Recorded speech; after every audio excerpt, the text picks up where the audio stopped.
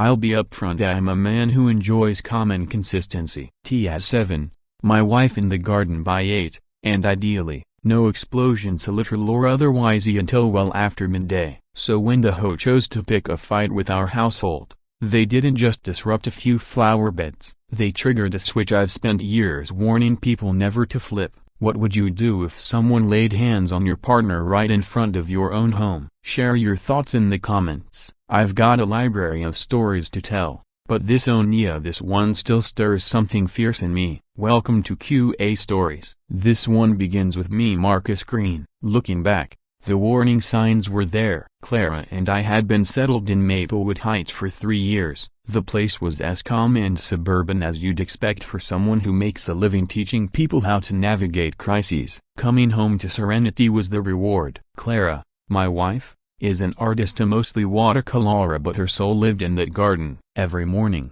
there she'd be, same gardening gloves, same chamomile mug balanced delicately on the fence post. I'd tell myself I'd just watch her for a moment. It always turned into 15. She had this way of talking to the plants, like they understood her. Maybe they did. It used to bring me peace. Now, I remember the way a soldier remembers a nearly still battlefield. Something was wrong, though we just didn't know it yet. Last spring, Clara entered the HOA's annual garden competition with her sunflowers. And these weren't your average backyard blooms. These were towering, vibrant yellow giants, nearly 8 feet tall with faces wider than dinner plates. When Clara took home first prize, she radiated joy for weeks. The HOA president at the time, a kind older gentleman, even came by personally to congratulate her and asked if she'd be interested in judging the next year's event. Clara was thrilled, already drafting plans for her next display. But everything shifted when that president moved to Florida.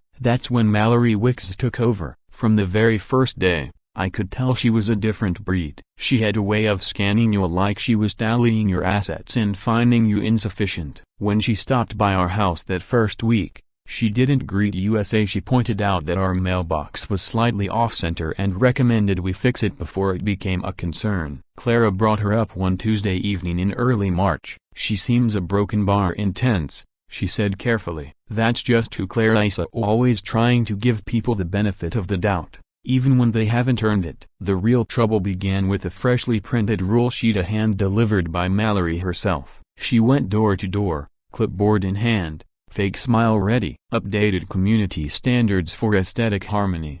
It read. There were charts, diagrams, color swatches, even Latin names for the plants. You'd think we were designing the Pope's personal courtyard. The regulations covered everything from holiday lights to garage door maintenance schedules, even window treatments visible from the street, all documented with minute details and botanical Latin. And tucked neatly in the middle of it all was a list of approved landscaping flora. Page 18, no mention of sunflowers. Not forbidden, just erased, as if they'd never existed. Clara's face fell when she read it. It was like watching a child get told Christmas had been cancelled. Maybe it's just a mistake, she said quietly. But I heard the doubt. She'd already prepped the soil. The seeds were on their way from the same supplier that delivered last year's prize winners. To Clara, these weren't just plants, they were her pride, her achievement, her equivalent of a trophy shelf in a neighborhood where the biggest news was someone putting the recycling bins out too early. I told her to plant them anyway. Call it gut instinct, or just 30 years of dealing with people who try to assert power where it's not welcome. But Mallory gave off all the wrong signals. When you've trained people to spot threats, you start recognizing the tells, the obsession with control, the quiet ways people test limits, the pattern of escalation when nobody pushes back. Mallory checked every box. So Clara went ahead. Same plot, same careful preparation. But she was nervous. She kept second-guessing, wondering if she should just follow the new rules and choose something approved. Worst case, I told her, we handle it if it becomes a thing. Famous last words. That weekend, I watched her in the dirt, joyful as ever, planting each seed with gentle focus, already picturing the towering blooms to come. The next morning, Clara was watering the soil when a neighbor from 2 doors down strolled by and didn't wave. That was unusual. She always waved. Instead, she glanced at the garden bed, frowned, and muttered something under her breath. Clara looked down. Said nothing, but I saw how tightly she gripped the hose. I should have known then. A person like Mallory wouldn't let a direct challenge pass unanswered. 7 days after the first green shoots appeared, the letter came, delivered by hand. Of course, because she wanted us to know she was watching. The envelope was thick and formal, with violation notice stamped across the top in glaring red. It began in that syrupy, sweet, condescending tone that makes your blood boil. Dear Mr. and Mrs. Green, it has come to my attention that unauthorized floor has been planted in a broken bar your property, which is a direct violation of community standards. Section 4.7. This breach is considered a significant offense against our neighborhood's visual guidelines. You have 7 days to remove the non-compliant plants or face a daily fine of $500 until the matter is resolved. $500 a dia for planting flowers. In America. In 2024, at first, I actually laughed. The ridiculousness of it hit me before the anger did, but then I glanced at Clara, seated at the kitchen table, holding that letter in trembling hands, and I watched 3 years of pride in her garden collapse in silence. Maybe I should just take them out, she whispered. It's not worth the hassle. That's when something cold and calculated settled deep in my chest. This had nothing to do with flowers, or aesthetics, or neighborhood harmony. This was about authority. Raw, petty authority. And Mallory Wicks had decided to make my wife the battlefield. I walked over, rested my hands gently on Clara's shoulders, and looked her straight in the eye. This isn't about sunflowers, love. This is about control. And she just picked the wrong people to mess with. As those words left my mouth, I found myself staring out the window, my eyes locked on the house across the street, Mallory's place. Clara would later tell me I had the look of someone preparing for war. Ever see someone and just know? Mallory didn't oversee a neighborhood as she ruled it like a petty tyrant, using clipboards and formal notices like weapons. But the one thing tyrants always forget is that the resistance can live right across the road. And that's exactly what I intended to be. Here's something most people don't realize about my profession. When you train tactical teams, you're not just teaching them how to react during chaos. You're teaching them how to recognize the warning signs before things spiral, how small issues escalate into real threats, how to read posture, tone, expressions, or how to tell when someone stops bluffing and becomes truly dangerous. You learn to see the psychology behind intimidation. I never thought I'd need those skills in my own peaceful neighborhood, defending my wife from people who thought a clipboard gave them unchecked power. The message was clear: remove the sunflowers in 7 days. 6 days passed. On the surface, nothing major happened, but subtle signs started to appear. Mallory began driving past our house slowly, deliberately, like she was casing the place. Sometimes she'd park across the street in her white sedan, engine humming, just watching the yard. Claire noticed. She started shutting the blinds whenever that car rolled by. I reassured her. I told her that people like Mallory always bark louder than they bite. But I was wrong, so very wrong. The 6th day was a Thursday. I had a flight to Denver for a 3-day training job with a federal agency. It was high-paying work, intensive, hands-on training with agents in tactical response, live scenario drills, stress testing, the kind of work that demands total focus and zero distraction. Clara insisted she be fine. Nothing's going to happen while you're gone. It's just flowers, Marcus, she said as I loaded my gear into the trunk. What's the worst that could happen? Famous last words again. I was mid-scenario, demonstrating room-clearing strategies to a federal unit, when my phone vibrated. 3:15 p.m. Mountain Time. Clara never called during training. She knew how critical these sessions were, how lives depended on precision and full attention. If she was calling now, something was wrong. I stepped outside and answered on the second ring. Hey, honey, everything okay? I expected to hear something similar, maybe a delivery mistake, maybe a rough day. Her voice had that tight edge she used when she found a soggy Amazon box. I nearly said, "Don't worry, it's just a," but then I heard the tremor. I froze. Clara never sounds like that. Her voice is usually calm, warm, like the wind on a spring morning. But this time, it was fragile, breaking. I stood in silence, stunned. Then she spoke. "Honey, a broken bar." They pushed me. 4 words that hit harder than anything I'd ever faced in the field. In my line of work, Staying composed under pressure is second nature. You learn to separate fear from logic, to think clearly while chaos unfolds. But hearing your wife say she's been physically attacked, all the training, gone in an instant. 30 years of tactical experience kicked in like a reflex. Are you okay? Are you hurt? I asked sharply. Clara, I need you to tell me exactly what happened. My voice dropped into that cold, focused tone my trainees recognize as the one that signals things just went from bad to critical. Through choked sobs, Clara started to explain. Mallory had shown up with a man named Hank, a giant of a guy, the kind you'd expect to see at an NFL tryout, just one rep short of making the team. About 6'3", broken bar, probably weighed around 260 pounds. Built like a linebacker, the HOA badge pinned to his chest looked like a toy magnet slapped onto a refrigerator. They showed up around 3 p.m., right at our front door. Clara was in the garden, tending to her flowers, when she heard the doorbell. She figured it was a delivery. She'd been expecting nothing out of the ordinary, so she answered without hesitation. There stood Mallory, clipboard in hand and that plastic smile that probably took hours of mirror practice. Behind her was Hank, towering and silent, like some kind of suburban bouncer. Today's your final day, Mallory declared, skipping any form of greeting. She stared at her clipboard like it was a court summons. Remove the flower now, or we'll be forced to act. God bless Clara. She stood her ground, even with that wall of muscle glaring behind Mallory. My husband will deal with this when he returns, she said, calmly trying to shut the door. That's when Mallory's mask slipped completely. Your husband isn't here,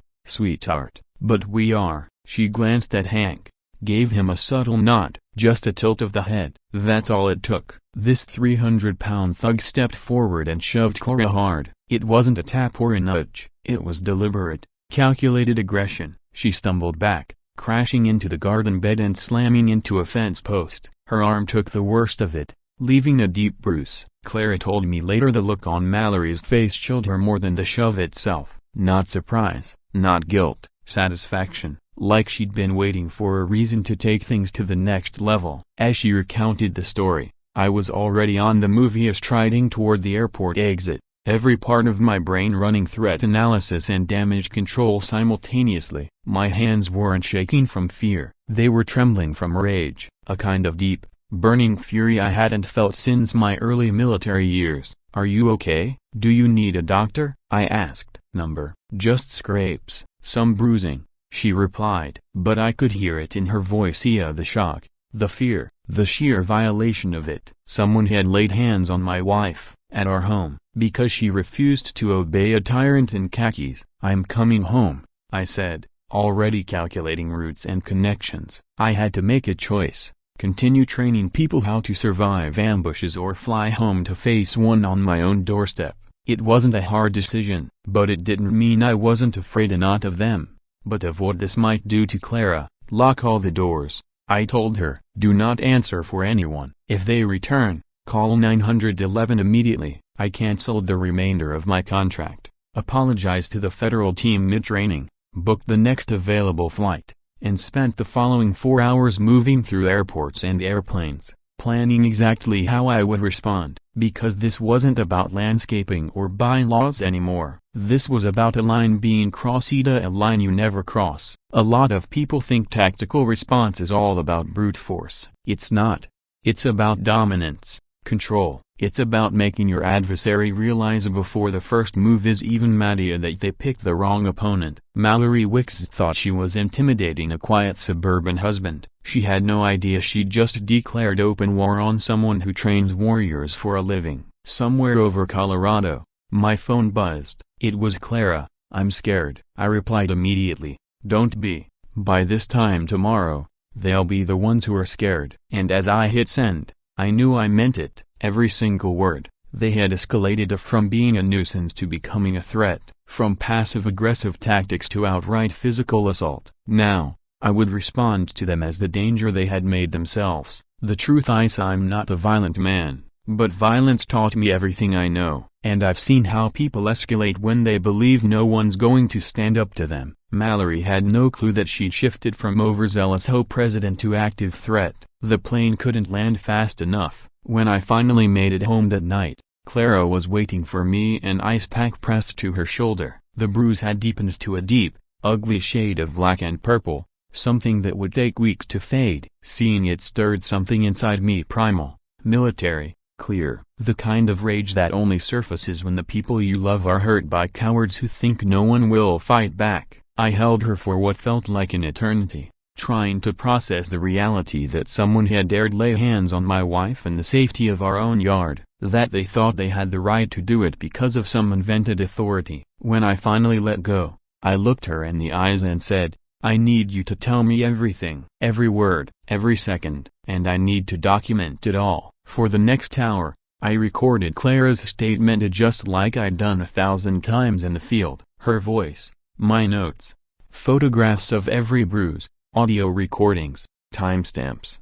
I treated this like a federal threat report, because in my mind, that's exactly what it was. Clara kept asking if I was going to call the cops, or a lawyer. Not yet, I told her, organizing every piece of evidence into neat, secure digital folders. First, I said, I need to gather intelligence. A broken bar, understand exactly who we were dealing with and what pressure points might exist beneath that smug surface. Clara didn't quite grasp what I meant, but after 30 years of marriage, she knew better than to press when I shifted into tactical mode. That look in my eyes, it only appeared when I had a purpose and a plan. The next morning, I told Clara I had a few errands to run and would be gone for a bit. In truth, I was heading out to conduct reconnaissance. First stop, the county clerk's office. I requested access to property documents, construction permits, and zoning records for every residence in our neighborhood. The clerk raised a skeptical brow. "You with a law firm?" "Nope,"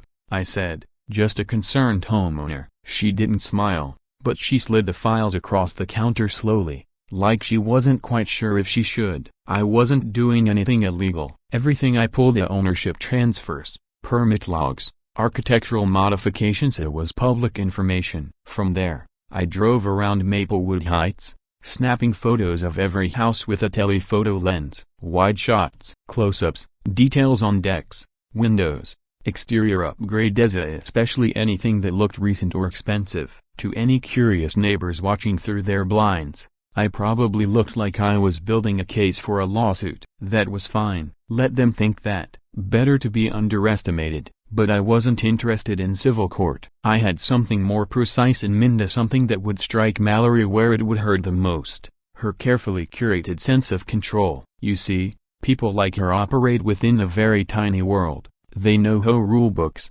minor bylaws, and the petty rituals of local politics. What they don't grasp is that there are far greater laws of federal, municipal, state codices that can flatten their little kingdoms without a second thought. Systems with real teeth, real punishments. By lunchtime, I struck gold. I circled back to Mallory's property, her crown jewel of Maplewood Heights. I had never really looked at it before, but this time, I noticed everything. The sprawling wooden deck that wrapped around the back of the house with built-in benches and a sleek fire pit. A glass-walled sunroom extension complete with climate controls and detailed woodwork, probably a $60,000 job at minimum. They looked stunning. They were also entirely illegal. I spent the next 2 hours at City Hall verifying what I already suspected. I combed through permit applications, zoning regulations, and building records. The deck, built in 2021, no permit. The sunroom, completed last year, still no permit. According to local ordinance section 12.4, any structure added without proper approval could incur fines up to $75,000 and require full removal at the homeowner's expense. As I walked out of City Hall with a thick folder under my arm, a strange thought hit me. Had I gone too far? Was I becoming the villain in the story she'd tried to paint? I paused near the parking lot, folder clutched to my chest, staring at the street as the wind kicked up. Then I remembered what she'd done, sending a thug to shove my wife into the dirt.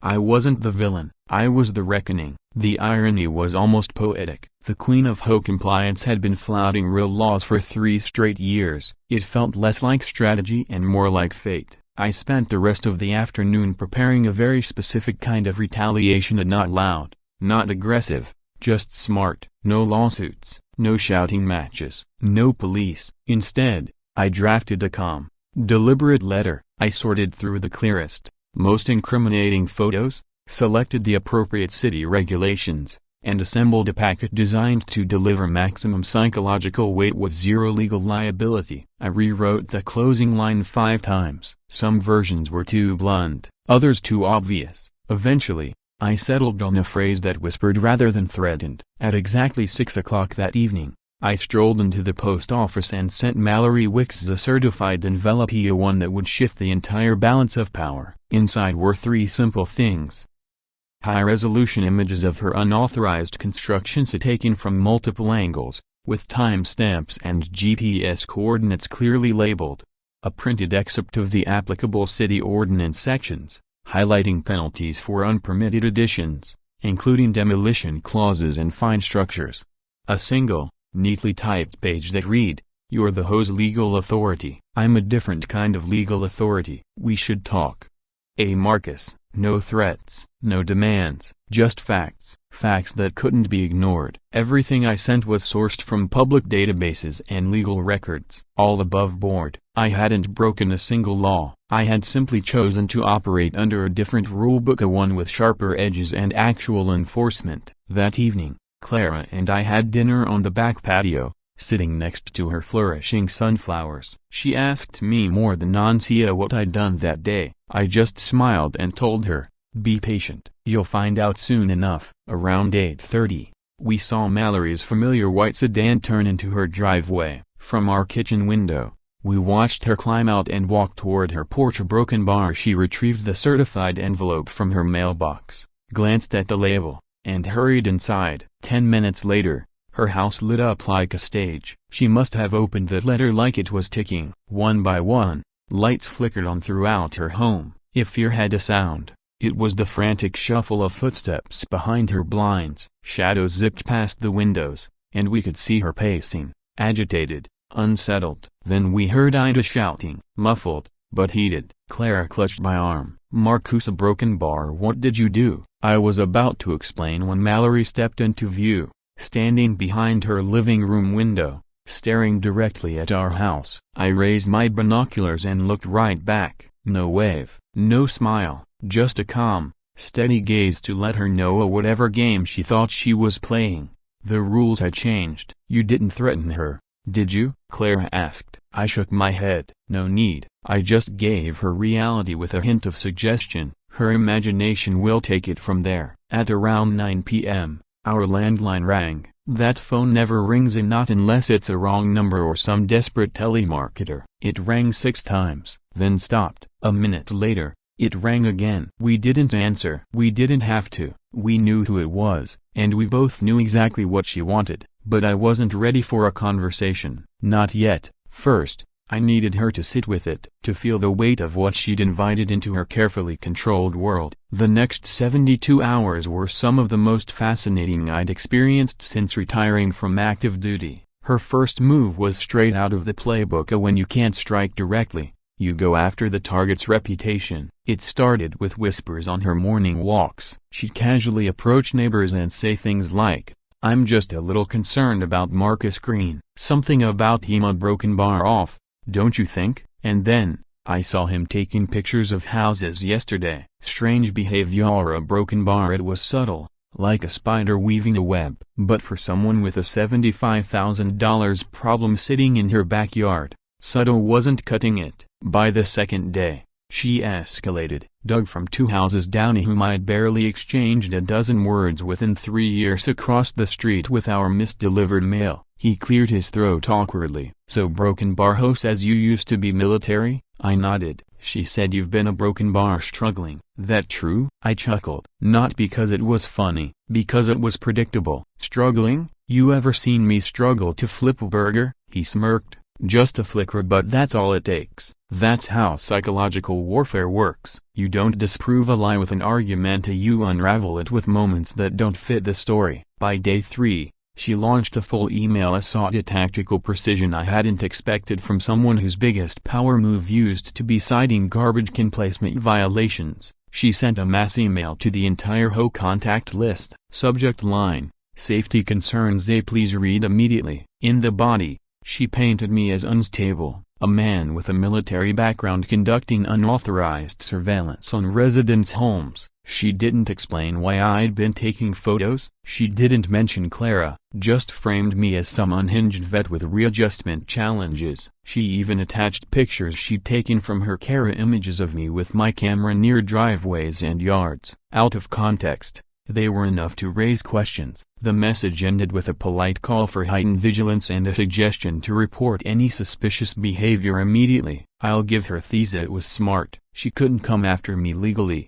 not after what she'd done, so she tried to turn the neighborhood against me. And for a little while, it worked. Neighbors who used to wave when we drove by suddenly found the cracks in their sidewalks fascinating. Joggers adjusted their morning routes. Even our mail carrier began leaving packages at the end of the driveway instead of approaching the door. That evening, I received an anonymous email. No subject, no greeting, just 4 words. I know your past. I stared at it longer than I should have. Maybe it was a bluff, but even a bluff can hit deep if it nudges something real. Clara found out about the rumors through our neighbor, a retired school teacher who had always been kind to us. She pulled Clara aside during an evening walk and whispered, "That whole lady asked me if your husband ever had a broken bar issues. She's trying to suggest he might be dangerous." Clara came home and slammed a kitchen drawer so hard it rattled the utensils. I welcomed her when she moved in, she snapped. "And now she's out there calling you dangerous." Her eyes were shining with fury, but her voice was steady. Clara doesn't yell, so when she raises her voice, I listen. She attacked me, and now she's smearing you? How dare she? I'd seen Clara upset before, frustrated, hurt, even heartbroken, but this was different. This was focused, controlled. She looked like a woman who just realized someone was rewriting her neighborhood and she was ready to take the pen back. She wasn't just upset, Clara was tactically furious. The kind of anger that doesn't boil over, but sharpens. The kind that turns smart people into strategic thinkers. She was devastated, too, not from the bruises, she barely mentioned that anymore, but from the betrayal. We'd lived in this neighborhood for 3 years, built friendships, shared recipes, holiday lights, book club. To watch all that unravel under the weight of Mallory's lies broke something deeper. One night, she stood at the window, staring out at her sunflowers. "Maybe we should just move,"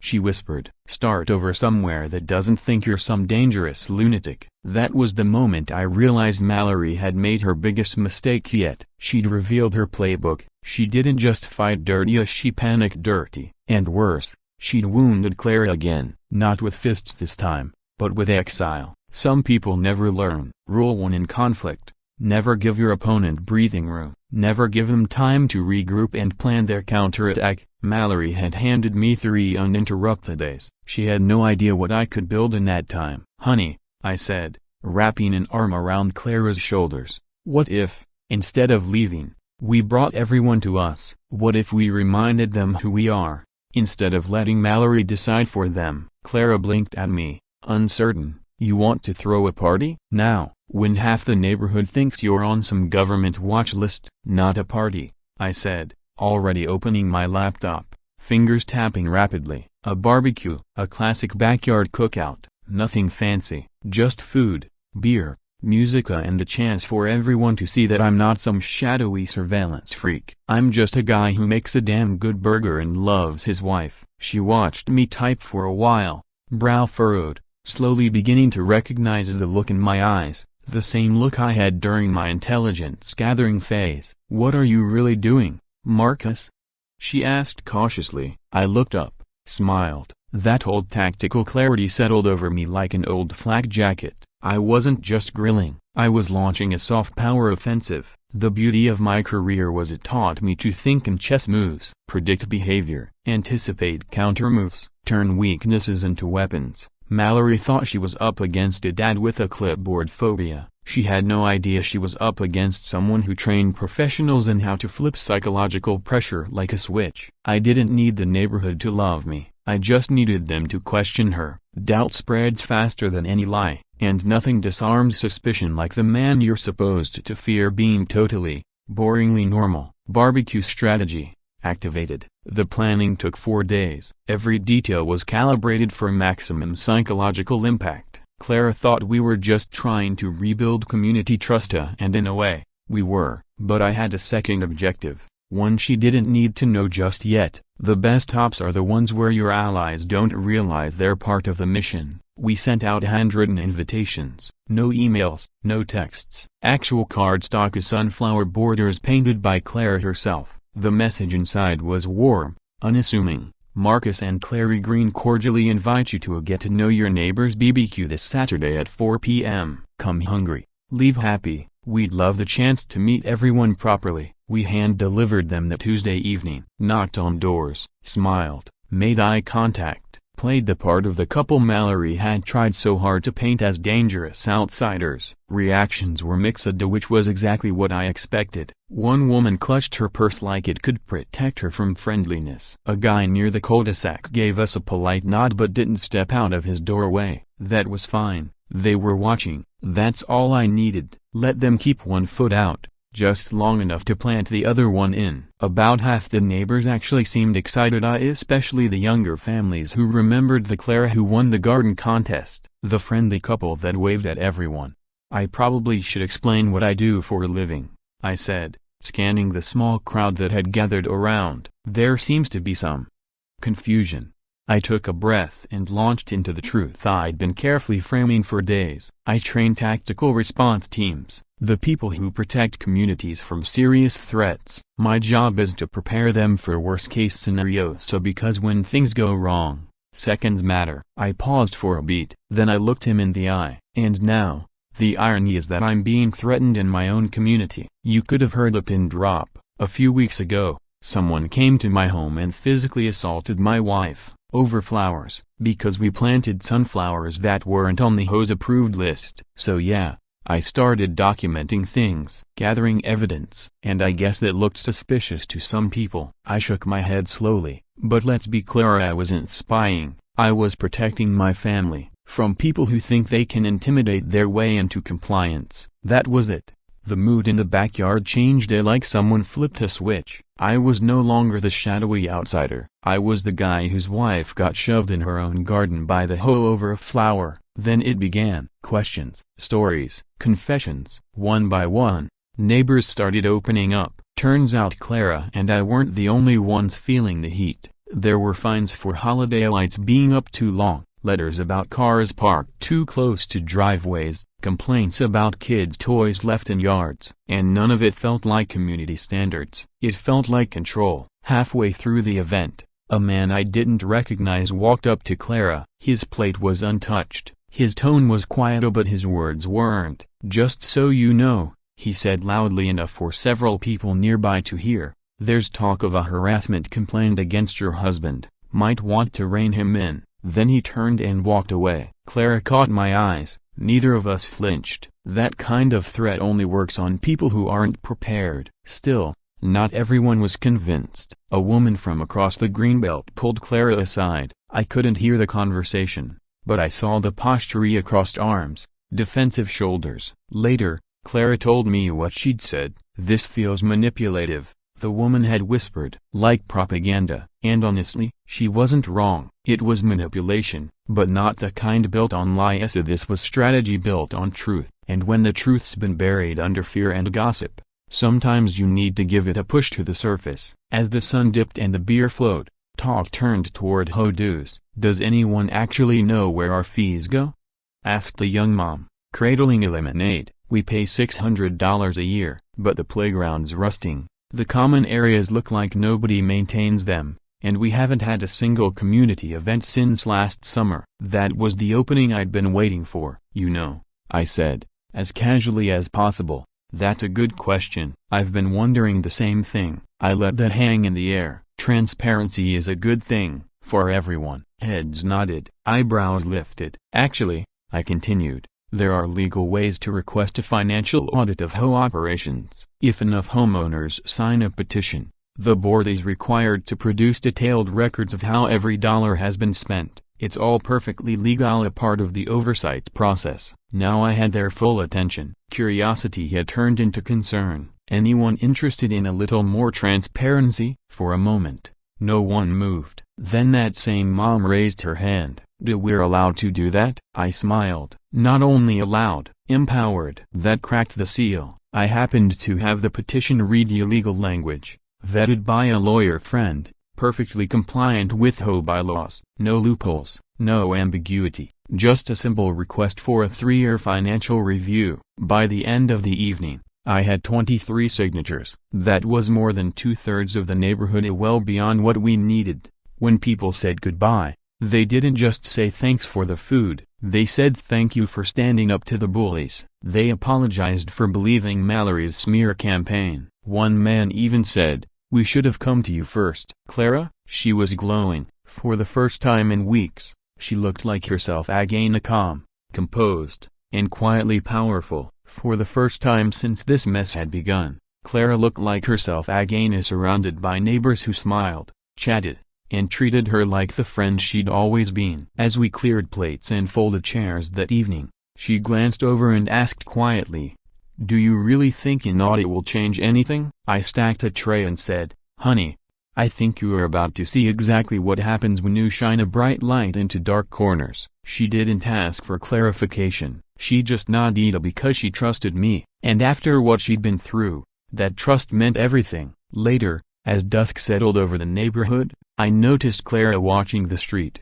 That same skeptical neighbor, the one who'd accused us of manipulation, was walking past, her child's hand in hers. She didn't wave, but she gave a polite nod. Clara didn't wave back either, not yet. But I saw the flicker of something behind her eyes, a twitch of a smile. The wall was cracking. 3 days later, every household in Maplewood Heights got an email from Johnson Associates Auditing Services. It was short, direct, and impossible to ignore. Per valid petition from 67% of homeowners, we will be conducting a full audit of HOA finances for the past 36 months. Results will be presented at a mandatory community meeting. The barbecue hadn't just been burgers and small talk, it had been tactical positioning, and Mallory never saw it coming. But what she really didn't know was that this wasn't some generic accounting firm. Johnson Associates specialized in forensic audits. They were experts in tracing money, identifying irregularities,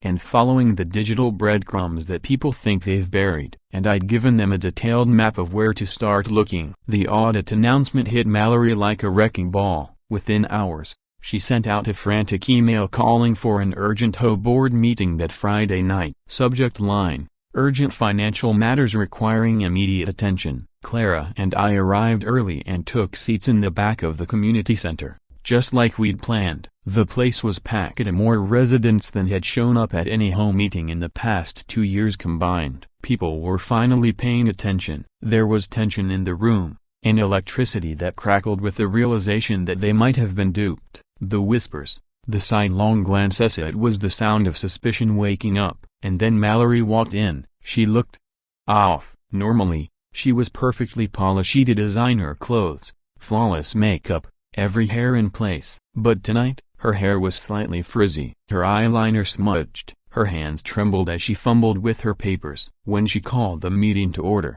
her voice had a brittle edge, just this side of panic. "Thank you all for coming on such short notice," she began, trying and failing to sound authoritative. "As you may have heard, a group of residents has requested a financial audit. While that is, of course, their right, I believe there are more urgent concerns that demand immediate action." She clicked to the first slide in her presentation, and I had to suppress a grin. Emergency maintenance assessment, $15,000 right on cue. Before I could say a word, a man in the front row, khakis too short, thick glasses, raised his hand. $15,000?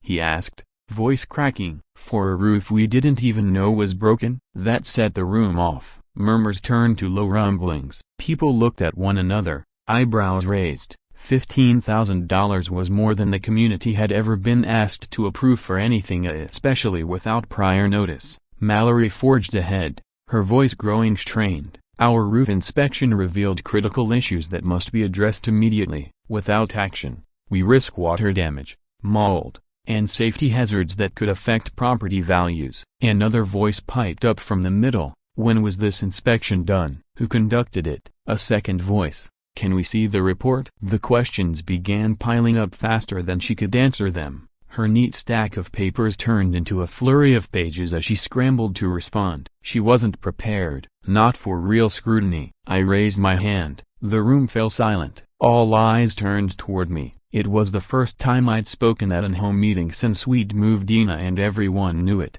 Mallory froze when she saw me, but with 50 pairs of eyes watching, she couldn't ignore me. "Yes, Mr. Green?"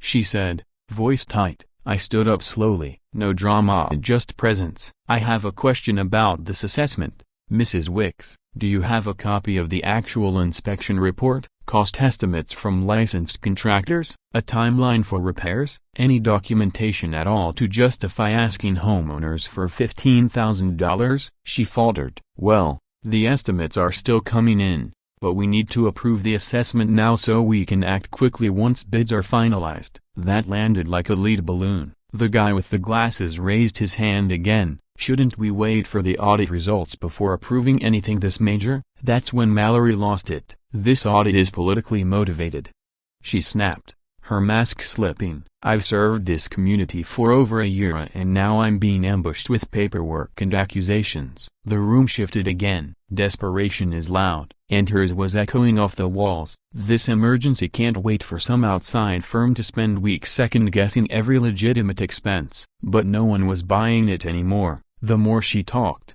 the worse it got. Her tone grew defensive, her logic started to fray, and worst of all, she looked guilty, because in situations like this, how you respond often says more than what you say. The room had turned. I raised my hand again, but this time, I didn't wait for acknowledgement. "Mrs. Wicks," I said, my tone calm but firm, "with all due respect, I think most of us would feel a lot more comfortable approving a $15,000 assessment after we see exactly where our previous payments have gone. The audit will be finished next week. If this is truly about emergency maintenance, surely a few more days won't make a critical difference." The crowd responded instantly. "He's right. Let's wait for the audit. Why the rush?" The room erupted in agreement. Mallory's grip on the meeting slipped completely. She attempted to claw it back by calling for an immediate vote. It failed badly, 43-7. She looked stunned, pale. Her own neighbors had just voted her down in record numbers. As the room broke into small groups,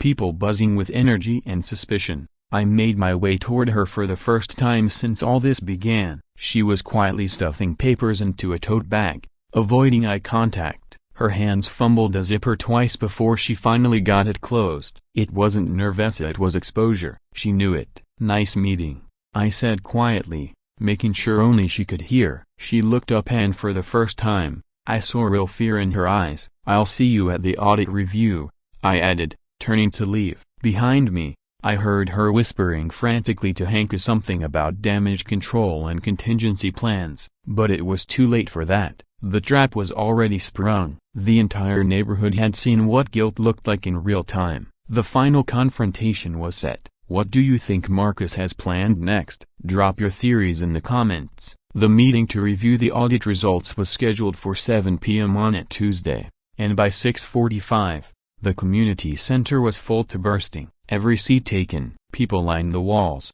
crouched in the aisles, even spilling out into the hallway. It wasn't buzzing, it was simmering. Quiet whispers, tense silence, crossed arms, dozens of homeowners holding printed copies of the audit like evidence in a courtroom. They weren't just residents anymore, they were jurors. Mallory sat in the front row, flanked by Hank and the 2 remaining board members. She kept checking her phone, whispering urgently to Hank, occasionally glancing toward the back toward us. Clara and I sat near the exit, calm, watching. At 7 o'clock sharp, the forensic accountant took her place at the front of the room, a no-nonsense woman in her 50s with steel gray hair, a briefcase full of receipts, and a laptop loaded with revelations. When she spoke, the room fell silent. "Ladies and gentlemen, thank you for your patience during the audit process. I'll be presenting our findings in a straightforward manner. Afterward, we'll open the floor for questions." She clicked to the first slide. Summary of findings.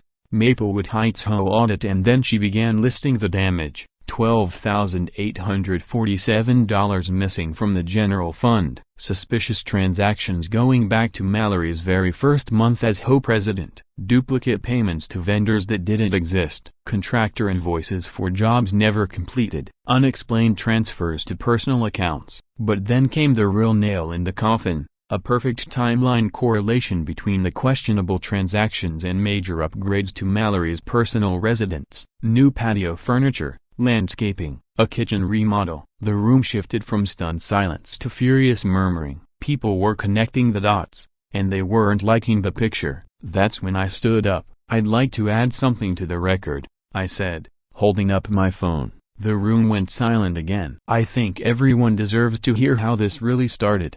I tapped the screen and hit play. Clara's voice filled the room, a raw, wounded, and undeniably real. "Honey, a broken bar, they pushed me down. Mallory was here, with that big guy Hank. I told her I wouldn't take the sunflowers out. She nodded at him, and he shoved me. I fell and bruised my arm. She just stood there, watching, like she liked it." The explosion was instant. Voices rising in fury. Chairs shifting. Some stood. Some shouted. "She what? Over flowers? This is criminal." I let it roar for a moment before raising my hand. "The same woman who just stole nearly $13,000 from all of you a broken bar thought it was okay to physically intimidate my wife over gardening decisions." And that's when Mallory snapped. She jumped to her feet, her voice high and shrill. "That was an accident," she shouted. "Hank misunderstood me. I didn't tell him to push anyone." Silence. 50 people stared at her, watching her realize what she just said. That's when Hank stood up, slowly, like a man stepping out of a burning house. "You know what?" he said, loud enough for the whole room to hear. "I'm done covering for her." He turned not to her, but to the crowd. "She told me to teach her a lesson." Her words, not mine. Hank said it without emotion, like a man reading the final line of a confession. "She told me, make sure she understands we're serious. Push her if you have to. And she promised me protection if anything went wrong." For exactly 3 seconds, the room held its breath. Then it erupted. Shouts, gasps, rage, the kind of fury that only comes when people realize they've been utterly betrayed by someone they trusted. Voices overlapped. "Resign immediately. We want criminal charges." She assaulted a resident. One neighbor who'd naturally stepped into a leadership role over the past few weeks arose above the noise and called for a formal vote of no confidence. The result: 51-0. Mallory Wicks was officially removed as HOA president effective immediately, but the community wasn't done with her. The financial audit findings, grounds for criminal investigation, the assault recording, evidence for a civil suit, and the neighbors she once controlled with fines and fear, now united in absolute, silent contempt. The moving truck arrived just before dawn the next morning, tires crunching softly over the asphalt like it was trying not to wake the neighborhood. But it was too late for stealth. A dozen neighbors were already outside walking dogs, sipping coffee, quietly watching as Mallory stood in her driveway, loading boxes with her head down. No one waved, no one spoke, and that silence that was the verdict. 3 weeks later, Clara and I were in the garden again, planting 3 fresh varieties of sunflowers in the exact spot where all this began. 3 times this time, Clara said, gently pressing the last seed into the soil. "Just in case they come back with a new rule book." I smiled, brushing dirt off my palms. "Plant away, honey. I already got the city permits." No one's arguing this time. Sometimes, the quietest person becomes the most dangerous when their family is threatened. The clipboard tyrants, the little bullies hiding behind bureaucracy, they never see it coming when the person they underestimate turns out to be the one most prepared for war. Mallory Wicks found that out the hard way. When you come after someone's home, someone's peace, someone's partner, you'd better know exactly who you're dealing with, because the skills that protect real communities from real threats, they work just as well on a wannabe dictator with a plastic badge and a power trip. Funny thing is, I never set out to fight the HOA. All I wanted was for my wife to have her garden. That was it. But when people push too far, you either follow the broken bar, or you show them how far you're willing to push back. Ever had to deal with someone who thought their clipboard made them invincible? Drop your story in the comments. I want to hear it. If you made it this far, Congrats, you're officially HOA battle hardened. Ayo, hit like if this made you mad in the most satisfying way. Subscribe if you're into justice served warm, and stick around because we've got plenty more tales just like this one. This is Jaya Stories, and this was just the beginning.